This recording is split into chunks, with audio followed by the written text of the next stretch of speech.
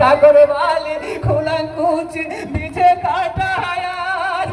তত বড় খারবালাতে সৈর হবে ধীরে ধীরে কাফিলা হোসেনের লাশ ধীরে ধীরে হোসেনের লাশ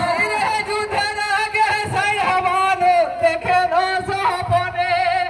সাহাবলে কেঁদে উঠে নজর নয়নে ঘুমের কান্না দেখে কহেন হযরত হোসেন বলো মানু এমন করে কাঁদে গেল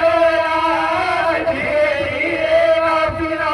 হোসেনের লাশ ধীরে ধীরে হোসেনের লাশ যুদ্ধের আগে সাইহামানো দেখে না সপনে